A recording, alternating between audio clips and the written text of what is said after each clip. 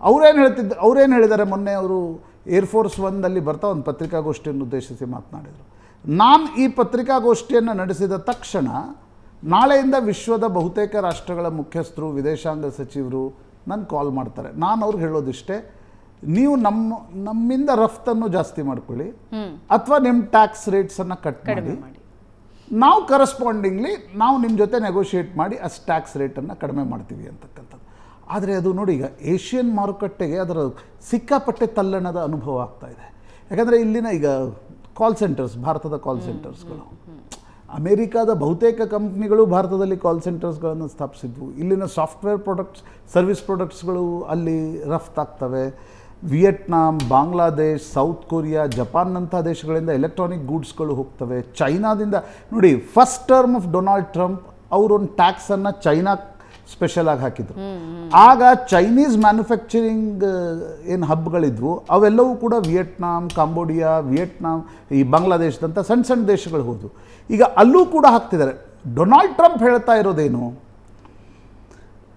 ನೀವು ಬೇರೆ ಬೇರೆ ದೇಶಗಳಲ್ಲಿ ಹೋಗಿ ಏನು ಕಂಪ್ನಿಗಳನ್ನು ಸ್ಥಾಪಿಸಿದ್ದೀರಿ, ಅಲ್ಲಿನ ಜನರಿಗೆ ಉದ್ಯೋಗ ಕೊಡ್ತಾ ಇದ್ದೀರಿ, ನಾವು ನಿಮ್ಮ ಮಾರುಕಟ್ಟೆ ಆಗಿದ್ದೀವಿ, ನಾವು ನಿಮ್ಮ ಸಾಮಾನನ್ನು ಕೊಳ್ತಾ ಇದ್ದೀವಿ, ನಿಮಗೆ ಟ್ಯಾಕ್ಸ್ ಬೇಡವಾ, ನೀವು ಅಮೆರಿಕಾದಲ್ಲಿ ಬಂದು ಕಂಪ್ನಿಗಳನ್ನು ಸ್ಥಾಪಿಸಿ ಅಂತಕ್ಕಂಥದ್ದನ್ನು ಹೇಳಿ. ಬಟ್ ಅದಷ್ಟು ಸುಲಭ ಅಲ್ಲ.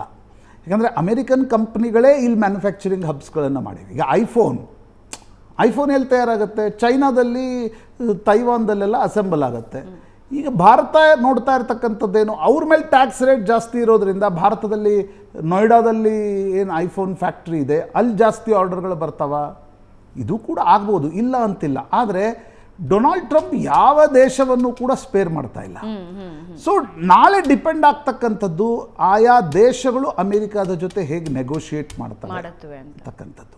ಬಟ್ ಅಮೆರಿಕನ್ ಏಜೆನ್ಸಿಗಳು, ಅಮೆರಿಕನ್ ಕಂಪ್ನಿಗಳು ಹೇಳ್ತಾ ಇವೆ, ಡೊನಾಲ್ಡ್ ಟ್ರಂಪ್ರ ಈ ನಿರ್ಧಾರದಿಂದ ಅಮೆರಿಕ ರಿಸೆಷನ್ಗೆ ಹೋಗ್ಬೋದು ಅಂತಕ್ಕಂಥದ್ದು.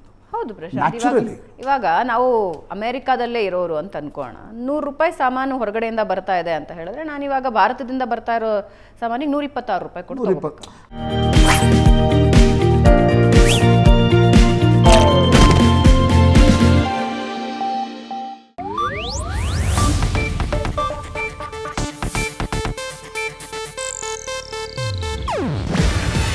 ಇದು ಏಷ್ಯಾನೆಟ್ ನ್ಯೂಸ್ ನೆಟ್ವರ್ಕ್ ಪ್ರಸ್ತುತಿ.